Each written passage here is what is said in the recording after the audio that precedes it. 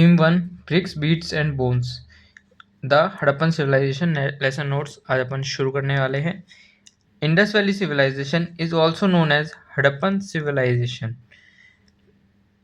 It started flourishing along river Indus. ये जो civilisation थी इंडस रिवर के साथ साथ स्टार्ट हुई। कब? 2600 BC के around. Harappan civilisation was the largest bronzes civilisation in the world. इसको ये आप एमसीक्यू के तौर पे याद रख सकते हो, इसे लार्जेस्ट ब्रोंजेज सिविलाइजेशन भी कहा जाता था। Harappa was the first site of the civilisation discovered by the archaeologist. ये फर्स्ट साइट थी सिविलाइजेशन की, फर्स्ट साइट ऑफ सिविलाइजेशन थी, मतलब ये पहली सिटी थी जिसको आर्कियोलॉजिस्ट्स ने डिस्कवर किया था।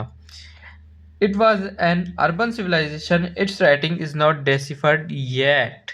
मतलब इतने साल हो गए, आज तक इसकी राइटिंग को कोई समझ नहीं पाया, इसकी राइटिंग स्क्रिप्ट कोई नहीं समझ पाया। After 1900 BC most of the sites were abandoned due to some reason. 1900 BC के बाद या उस टाइम के आसपास कई उसके जो पार्ट्स थे, साइट्स थी, वो ख़त्म हो गई, क्षतिग्रस्त हो गई। क्यों? क्योंकि लोग बाग उठा ले जाते, उनको क्या पता क्या चीज़ है, क्या काम किया, वो ले गए उठा के। ये बात है, ठीक है। By 1900 BC major part of the civilisation ended. 1900 BC के तक अक्सर लगभग पूरी सिविलाइजेशन का एंड हो चुका था। अब अपन बात करेंगे पीरियड ऑफ हड़प्पन सिविलाइजेशन की, ठीक है।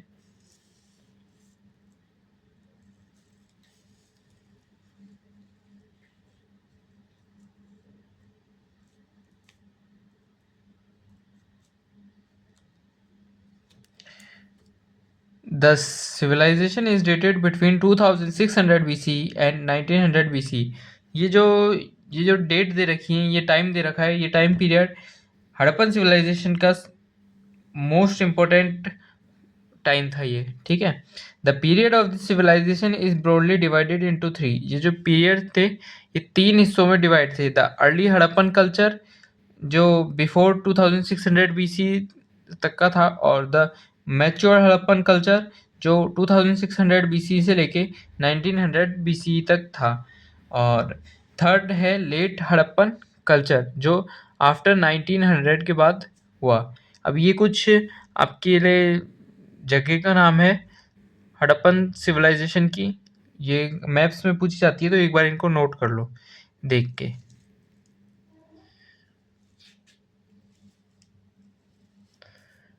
जैसे कालीबंगन हो गया, लोथल, राखीगढ़ी, धोलावीरा, रूपड़, हड़प्पा, चानुदाड़ो, सुताकाजंडोर, मोहनजोदाड़ो, अमरी, बालाकोट, कोटडीजी, रंगपुर और नागेश्वर जो कि है गुजरात में।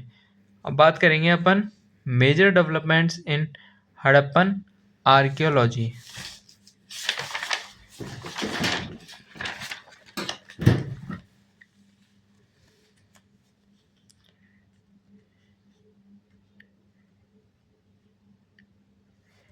1875 report of Alexander Cunningham on Harappan seal.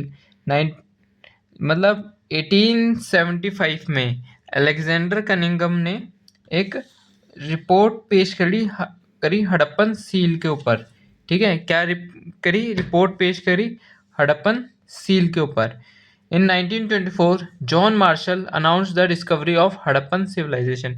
John Marshall ने हड़प्पन सिविलाइजेशन की डिस्कवरी का अनाउंस कर दिया 1924 में कि भाई ऐसी भी एक सिविलाइजेशन है जो पाई गई है। और 1925 में उसका एक्सकेवेशन शुरू हुआ, कहाँ से? मोहनजोदाड़ो में। मतलब 1925 में मोहनजोदाड़ो का एक्सकेवेशन स्टार्ट हुआ। 1944 में R E M. Wheeler become the director general of ASI. जो 1944 के अंदर आर.ई.एम. व्हीलर नामक एक शख्सियत थे, उन्हें डायरेक्टर जनरल ऑफ एएसआई का हेड बना दिया गया। मतलब हेड क्या बना दिया? डायरेक्टर जनरल ऑफ एएसआई बना दिया। 1946 में आर.ई.एम. व्हीलर एक्सकेवेट्स हड़प्पा। मतलब उसने 1946 में हड़प्पा को एक्सकेवेट किया। 1955 में S R. Rao begins excavation at Lothal. 1955 में जो एस.आर. राव थे उन्होंने एक्सकेवेशन लोथल में स्टार्ट कर दिया। और 1916 में B B Lal B K Thapar begins excavation at Kalibangan, इन्होंने राजस्थान में जो साइट मौजूद है कालीबंगन उसमें एक्सकेवेशन स्टार्ट। 1974 में एम आर मुगल ने एक्सप्लोरेशन शुरू किया बहावलपुर में। और 1990 में आर एस बिष्ट ने एक्सकेवेशन स्टार्ट किया ढोलावीरा में। अब अपन बात करते हैं features of early Harappan sites. There were several archaeological cultures in the region period to the mature Harappan. These cultures were associated with distinctive pottery, evidence of agriculture, pastoralism and some craft. मतलब वहाँ के जो cultures associate होते थे वो किससे होते थे? पॉटरी और एविडेंस ऑफ एग्रीकल्चर, पेस्ट्रोलिज्म और सम क्राफ्ट से। The settlements were small in size and had no large buildings. मतलब सेटलमेंट्स थे जो वहाँ के वो साइज में स्मॉल थे और वहाँ पे कोई खास लार्ज बिल्डिंग वगैरह नहीं पाई जाती थी। Subsistence strategies of the people. अब बात करेंगे subsistence strategies of the people. Strategies of the people included hunting and gathering, cultivation, pastoralism, ये सब चीज़ें उनकी स्ट्रेटजीज में होती थी। People relied on many plants and animals. जो वहाँ के लोग थे वो प्लांट्स और एनिमल पे रियलाई करते थे क्योंकि फिशिंग एंड एग्रीकल्चर किया करते थे वो अपने फूड के लिए, इसलिए वो रियलाइज होते थे उन पे। There are evidences of bones of animals which prove that people consumed meet.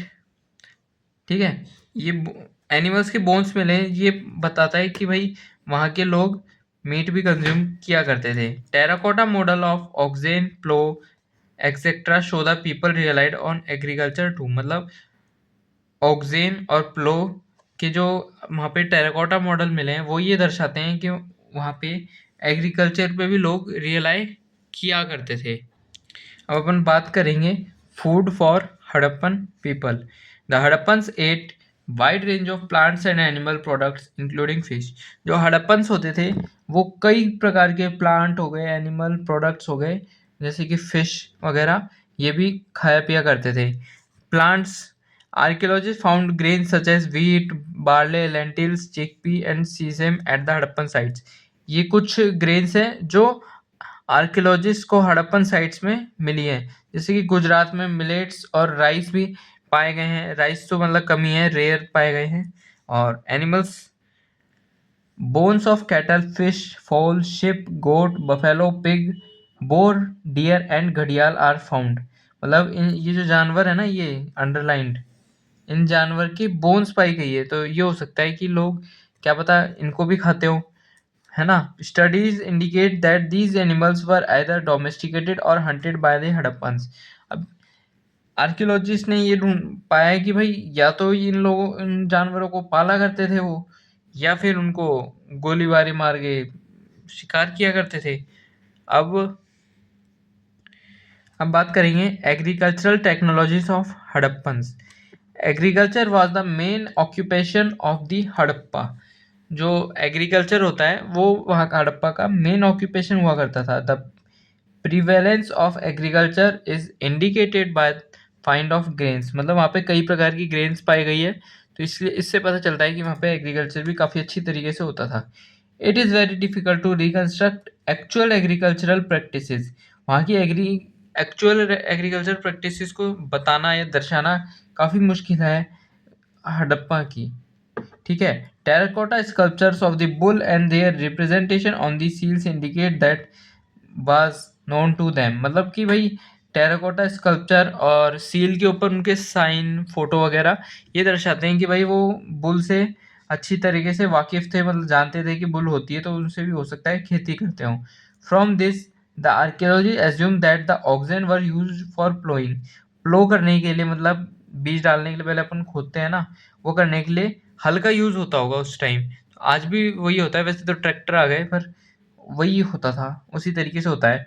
More over the archaeology have also found terracotta models of the plough at sites. Sites पे टेराकोटा मॉडल भी मिले हैं, किसके? प्लो के। इन कहाँ चोलिस्तान और बनावली में। चोलिस्तान, ये जैसे क्वेश्चन में पॉइंट अच्छे हैं तो ये 8 नंबर के हिसाब से बढ़िया क्वेश्चन बन रहा है, तो इसको देख लेना एक बार। Evidence of a plot field associated with early Harappan levels have also found, मतलब प्लॉट फील्ड के एविडेंस मिले हैं वो हड़प्पन लेवल को, और वहाँ पे कालीबंगन में भी मिले हैं, तो ये दर्शाता है कि भाई वो हड़प्पा का ही हिस्सा था। The field had 2 sets of furrows, मतलब फील्ड 2 सेट में होती थी, राइट एंगल में, मतलब कटी हुई होती थी इस प्रकार से, जैसे ये है। अब इसमें राइट एंगल पे ऐसे कट लगा दिया इस तरीके से, है ना। Suggesting that 2 different crops were grown there, मतलब इसमें डिफरेंट क्रॉप्स उगेगी, इसमें डिफरेंट उगेगी, जैसे इधर कुछ उगा लिए, इधर बाजरा वैसे उगा लिए।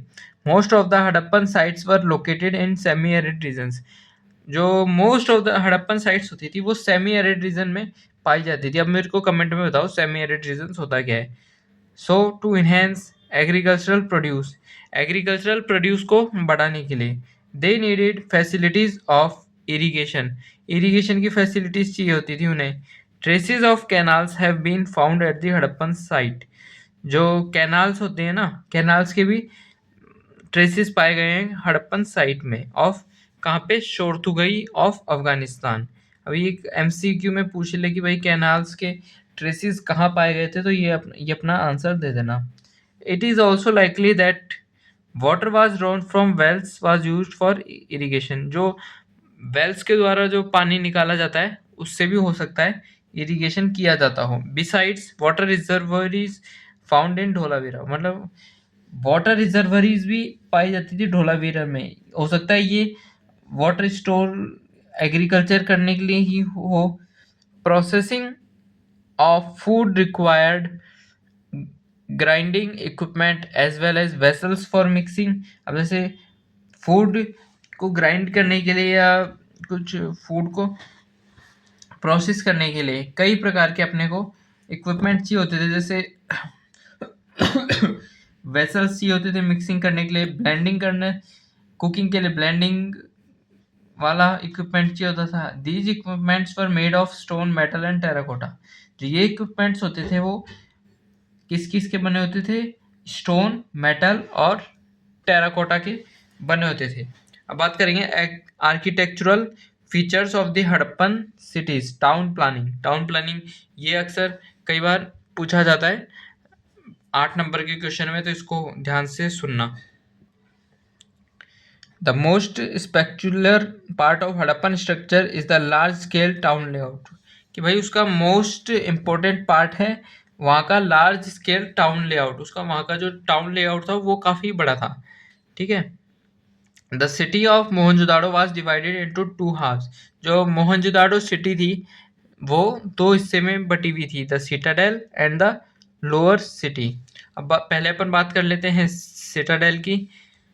It was built on mud brick platforms, ये मड ब्रिक प्लेटफॉर्म पे बनी हुई थी। It was walled and separated from the lower town, मतलब लोअर टाउन और सिटाडेल के बीच में एक दीवार बनी हुई थी जिससे वो दोनों आपस में डिवाइडेड थे। The Citadel was probably used for special public purpose, जो सिटाडेल जो एरिया था, सिटी थी, वो पब्लिक पर्पज के लिए यूज की जाती होगी, है ना, जैसे राजा महाराजा वगैरह रहते हो वहाँ पे, ये हो सकता है, ठीक है। अब अपन बात करेंगे लोअर टाउन की। अब लोअर टाउन में इट वाज ऑल्सो वॉल्ड, ये भी वॉल्ड होता था कि दोनों के बीच में दीवार तो होगी ही ना। Several buildings were made on the platform that served as foundation, मतलब कई बिल्डिंग्स फाउंडेशन के तौर पे बनाई जाती थी। The lower town of Mohenjodaro provides example of residential buildings, मतलब ये एक एग्जाम्पल है रेजिडेंशियल बिल्डिंग्स का। अब जैसे वहाँ पे हो सकता है रेजिडेंशियल टाइप के लोग रहते हो, मतलब घर वर हो ज़्यादा। Labour was mobilised at very large scale, वहाँ पे लेबर काफ़ी मोबिलाइज्ड थे लार्ज स्केल में। The settlement was first plan and then implemented, जो सेटलमेंट था पहले प्लान किया गया फिर इम्प्लीमेंट किया उसको। Bricks used in the buildings for uniform in size, जो ब्रिक्स यूज होती थी बिल्डिंग्स में वो उनकी साइज यूनिफॉर्म होती थी, मतलब बराबर सी होती थी, ऐसा नहीं कि भाई एक तो इतनी सी है और एक इतनी बड़ी बना दी, ठीक है, थोड़ी इक्वल होती थी दोनों, समझ गए। अब अपन बात करते हैं रोड एंड स्ट्रीट्स की। The roads and streets in the lower town were laid out in a grid pattern, intersecting at right angles. The streets and drains were first laid out and then houses were built on the same pattern. ठीक है, जो streets होती थी ना, पहले मतलब वहाँ पे ड्रेन सिस्टम बनाया जाता था, उसके बाद में रोड बनाई जाती थी, और या फिर घर में भी कोई सिस्टम है तो उसके ऊपर फिर पहले ड्रेनेज सिस्टम फिर घर बनाया जाता था। अब अपन बात करें हाउसेस की, most of these were centred on a courtyard, मतलब मैक्सिमम अक्सर वही पाए जाते हैं, पहले कोर्टयार्ड होता था और उसके चारों में ऐसे घर होता था, है ना, with rooms on all sides, मतलब ये होते थे ना, ये रूम्स होते हैं, अक्सर आप आज भी कई जगह आपने देखा हो तो पाए जाते हैं, भाई मेरी तो स्कूल भी ऐसी ही है। Different activities like cooking, weaving etcetera were carried out in the courtyard, मतलब ये हो गया, कुकिंग हो गई, वीविंग हो गई, ये कोर्टयार्ड में ही परफॉर्म की जाती थी, इस टाइप की activities, particularly during the hot and dry season. Hot और ड्राई सीजन में अक्सर ये कोर्टयार्ड में ही परफॉर्म की जाती थी। There were no windows along the walls on the ground floor, so privacy could be maintained. अब यहाँ पे ग्राउंड फ्लोर होता है, उस पे विंडोज नहीं होती हैं। अब ये भी हो सकता है कि भाई कोई बाहर से आता जाता कोई काम करता है, झांकी नहीं, इसलिए प्राइवेसी पे हो सकता है सेकंड फर्स्ट फ्लोर पे हो। The main entrance did not provide view of courtyard and interior. अब आप जैसे मान लो ये घर है ना, अब यहाँ से अब एक तो गेट हो कि भाई सीधा कोर्टयार्ड में दिख रहा है, अब इनके बाहर ऐसा कुछ स्ट्रक्चर होता था कि पहले आप इधर जाओगे, फिर यहाँ से एंटर करके इधर घुसोगे, जब आप मेन होगा, मतलब बाहर से गुजरते हुए किसी को भी अंदर कोर्टयार्ड नहीं दिखता था। ये काफ़ी प्राइवेसी से संबंधित काफ़ी जागरूक थे ये लोग। Every house had bathroom paved with bricks which was connected through the wall to the street drains. जो भी ड्रेन्स थे बाथरूम वगैरह के, वो कनेक्टेड थे स्ट्रीट ड्रेन्स से। In some houses remains of staircases to reach second storey और roof have been found. कई में अब सेकेंड स्टोरी पे जाने के लिए या फिर रूफ पे जाने के लिए भी सीढ़ियाँ मिली हैं। Many houses had wells which were reachable from outside for the use of outsiders. अब वेल्स भी पाई गई है कि भाई आता जाता कोई पानी पी ले, उनके रीच में होती थी वो सब चीजें। It is estimated that the total number of wells in Mohenjodaro was about 700, मतलब मोहनजोदाड़ो में 700 वेल्स मिली हैं। ये एमसीक्यू में के पर्सपेक्टिव से बहुत इंपॉर्टेंट है, एमसीक्यू में पूछ लिया जाता है तो याद रखना। Drainage system of the Harappans. One of the striking features of the Harappan cities was the well-planned drainage system. Every house was connected to the street drains. जो हर घर होता था, एक एक घर, सिंगल घर भी नहीं छूटा होता था, जैसे हर घर स्ट्रीट ड्रेन से कनेक्टेड होता था। The drains were made of mortar, lime and gypsum. जो ड्रेन्स होते थे वो मोर्टर, लाइम और जिप्सम से बने हुए होते थे। They were covered with big bricks. वो बड़ी बड़ी ब्रिक्स से कवर होते थे, ठीक है। Which could be lifted easily to clean the drains. अब आजकल होता नहीं है कि आजकल आपके घर के आसपास सीवर लाइन डली हुई होगी तो उसमें बीच बीच में वो ढक्कन से लगे हुए होते हैं जिनको आप हटा के सफाई होती है अक्सर, है ना। अब clean the drains for sewage from the houses, pits were provided at other side of the street. अब वो पिट्स भी प्रोवाइडेड होते थे स्ट्रीट के दूसरी साइड में। वेरी लॉन्ग ड्रेनेज चैनल्स वर provided eight intervals. Drainage channel भी प्रोवाइडेड होते थे। सम्स फॉर क्लीनिंग, अब मतलब अब जैसे ये इधर वो है, अब इसके नीचे क्या होता था, जैसे पानी एक तो प्लेन नहीं होता था, वो थोड़ा सा नीचे जाता था, जिससे जो भी कचरा हो वो नीचे रह जाए और बाकी पानी प्रॉपर वो करता रहे, कंटिन्यू अपना रास्ता बना के चलता रहे। और फिर जब कचरा भर जाता था उसको निकाल के सफाई कर ली जाती थी। Very long drainage channels were provided eight intervals with sums for cleaning.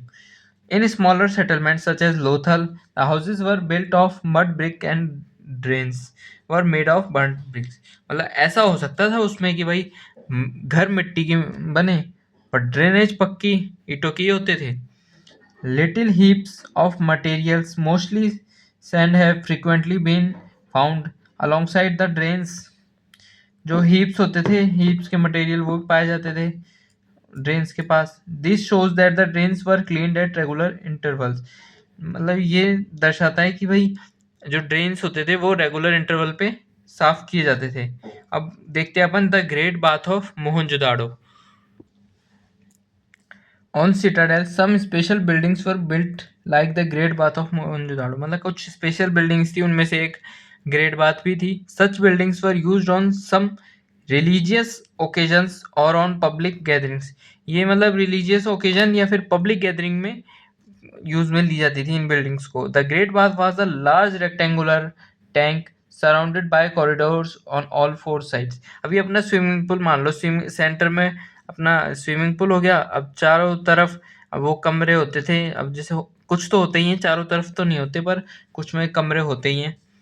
There changing room वगैरह, बाथरूम वगैरह। There were two flights of steps on north and south leading into the tank. अब वो सीढ़ियाँ जो अपने स्विमिंग पूल में होती है दो तरफ उतरने के लिए, वही वही बात है। The tank was made water tight by laying bricks on edge and using mortar and gypsum. अब इसमें मोर्टर और जिप्सम का यूज करते हुए, ब्रिक्स का यूज करते हुए ऐसा बनाया कि भाई पानी लीक नहीं हो, पानी इधर उधर नहीं जाए। Rooms were made on three sides of the tank, मतलब तीन साइड में रूम्स होते थे। One room having a large well, her room में एक बड़ा वेल होता है, एक तरह बाथरूम मान लो, उसमें सब नहाते हैं, तो फिर बाथरूम में जाके वापस नहाते हैं ना अपन घर जाते time. The water from the tank flowed into a huge drain, अब जो वो टैंक होता था उसमें से बड़े ड्रेन के अंदर उसको फ्लो कर दिया जाता था, मतलब जो गंदा हो जाता था तो। Across the lane there was a smaller building, एक लेन के बाद में वहाँ पे स्मॉलर बिल्डिंग है जो 8 bathrooms, 4 at each side of a corridor with a corridor, मतलब उसमें एक कॉरिडोर होता था और हर कोने में चार चार बाथरूम होते थे with drains from each bathroom, और हर बाथरूम में ड्रेन कनेक्ट होता था किससे, अलोंग दी, मतलब कॉरिडोर में ड्रेन था, वो ड्रेन फिर स्ट्रीट ड्रेन में जाके मिल जाता था। अब अपन बात करेंगे फाइंड आउट सोशल डिफरेंसेस की। Studying burials. Strategies to analyze social and economic differences amongst people living within a particular culture or include study of burials। भाई लोग, अब वो लोग तो जीवित है नहीं कि भाई उनमें भेदभाव आखिर होता तो किस तरीके से होता था। तो अब उनकी जो लाश होती थी ताबूत में उनको मतलब दफनाते थे, तो उसको चेक करा, खोद के निकाला कि भाई उसमें क्या मिलता है, वही उनमें सोशल डिफरेंस को जानने के लिए। At burials in Harappan sites the dead were generally laid in pits, ताबूत के अंदर, वो उनको पिट्स के अंदर, ताबूत के अंदर रख के अंदर मिट्टी में दफना दिया जाता था। Some of the pits were lined by bricks, और कुछ के ऊपर जैसे मूवीज में देखते नहीं है वो ऊपर वो ईंटों से क्या बना देते हैं, कुछ क्या बोलते हैं, अभी हिंदू धर्म में तो ऐसा कुछ होता नहीं है, नॉलेज नहीं है, पर कुछ होता था वैसा, ईंटों से बना देते थे। सम ऑफ द बुरिल्स कंटेंट ऑर्नामेंट्स, अब ये इंपॉर्टेंट चीज़ है कि भाई ऑर्नामेंट्स, पॉटरी वगैरह मिलती थी उनमें। अब ये क्या लिखा है, may be a believe that this things can be used after life, क्योंकि भाई उनमें बिलीफ हो सकता है कि भाई ये सब चीज़ें उनके मरने के बाद में काम आए, पर काम तो कहाँ आएगी। In some instances the dead were buried with copper mirrors, जो डेड लोग होते थे उनके साथ में एक कॉपर मिरर भी दफना दिया जाता था। Jewelries were found in both men and women burials, which mean that both men and women used ornaments। अब भाई ज्वेलरी फाउंड हुई दोनों के पिट्स के अंदर, दोनों के बुरिल्स में अंदर, आदमी और औरत के, इसका मतलब दोनों ऑर्नामेंट्स यूज करते थे। But in general Harappans never believed in burying precious things with the dead, पर ये पाया जाता है कि भाई हड़प्पा कभी भी विश्वास नहीं करते थे प्रीशियस चीज़ों को अपने साथ दफनाने में। अब स्टडिंग आर्टिफैक्ट्स देखते हैं। Studying artefacts is another strategy to find out social difference, ये एक और रीज़न है कि भाई तरीका है कि सोशल डिफरेंस को ढूंढ के निकालने का। Artifacts are divided into utilitarian and luxuries. अभी यूटिलिट्रेशन और लग्जरीज के कारण अपन ढूंढ सकते हैं कि भाई क्या सोशल डिफरेंसेस थे उनके बीच में। Utilitarian artefact include objects made of stone और क्ले। अब यूटिलिटेरियन आर्टिफैक्ट्स होते थे जो स्टोन और क्ले से बनाए जाते थे। दीज इंक्लूड क्यूआंस, pottery, needles, flesh, rubbers, etc. and are usually found distributed throughout settlements. ठीक है, अलग अलग सेटलमेंट में डिस्ट्रीब्यूटेड पाए गए थे ये सब चीज़ें. Luxury artefacts are rare. Luxury artefacts हैं वो थे rare. Objects made of valuable material. अब वैल्यूएबल मटेरियल से ही बनेंगे लग्जरी तो. Are generally concentrated in large settlements like Mohenjodaro and Harappa. अब ये ऐसे लार्ज सेटलमेंट्स में लग्जरी ऑर्नामेंट्स या लग्जरी आर्टिफैक्ट्स पाए गए हैं जैसे कि मोहनजोदाड़ो और हड़प्पा. अब इसका एग्जांपल दिया है, little pots of faience were used as perfume bottles. अब वो फाइंस की जो वो होते थे उनको परफ्यूम बॉटल में यूज किया जाता था. अब अपन बात करेंगे finding out about craft production. Raw materials required for craft production. मतलब क्राफ्ट प्रोडक्शन के लिए रॉ मटेरियल तो ऑब्वियसली बात है कि भाई ज़रूरत होगी. The variety of materials used to make beads is remarkable. Stones like carnelian. अब carnelian of a beautiful red colour, मतलब ब्यूटीफुल रेड कलर का होता था.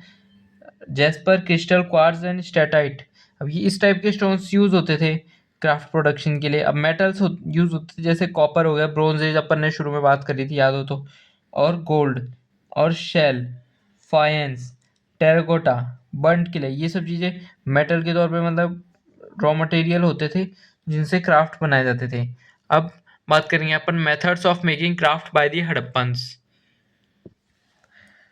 Sometimes beads were made of 2 और मोर स्टोन्स. जो बीड्स होते थे वो अक्सर कई बार पाए जाते थे कि भाई वो 2 या 2 से ज़्यादा स्टोन से बने जाते थे, उनको एक साथ जोड़ के सीमेंट करके. While some of stone with gold caps. अब कई स्टोन ऐसे गोल्ड कैप्स से भी पाए गए हैं. They were made in different shapes. अब वो डिफरेंट शेप्स में बनते थे, सच एज सिलेंड्रिकल. अब इस सिलेंड्रिकल शेप में बन गए, स्फेरिकल, बैरल शेप्ड और सेगमेंटेड में इनमें बन जाते थे. Some were decorated by painting and some had designs etched on them. अब वो कई उन पे पेंट कर देते थे, कोई डिज़ाइन बना देते थे उनको कि अलग अलग तरीके से डेकोरेट कर दिया करते थे. They made bangles ladles out of shells. उन्होंने बैंगल्स लेडल्स इनको भी बनाया. Special tools were used for craft work. Special तरीके के टूल्स यूज़ किए जाते थे क्राफ्ट प्रोडक्शन के लिए. Specialised drills have been found at Chanhudaro, Lothal and more recently at Dholavira. मतलब रिसेंटली तो धोलावीरा में और बाकी पहले भी चानुदाड़ो और लोथल में इस टाइप के क्राफ्ट पाए गए हैं. Nageshwar and Balakot were specialised centres of for making shell objects. जो नागेश्वर और बालाकोट था वो स्पेशलाइज्ड सेंटर था शेल प्रोडक्शन के लिए, है ना. और Chanhudaro was the centre of craft production. ये इंपॉर्टेंट है. ये 2 पॉइंट मैंने बताया आपको शेल प्रोडक्शन वाला, और ये एमसीक्यू में पूछे जाते हैं. पिछले 4 साल के आप पेपर उठा के देख लेना. It was specialist in bead making. अब वो बीड मेकिंग में, शेल कटिंग में, मेटल वर्किंग में, सील मेकिंग में और वेट मेकिंग में स्पेशलाइज्ड होता था. अब अपन बात करेंगे identifying centres of production. The centers of production were identified by the archaeologist. Evidence of tools, raw material, unfinished objects, rejects और waste material. तो ऐसे ही वीडियो देखने के लिए अभी लाइक करो और शेयर भी कर दो. ठीक है दोस्तों.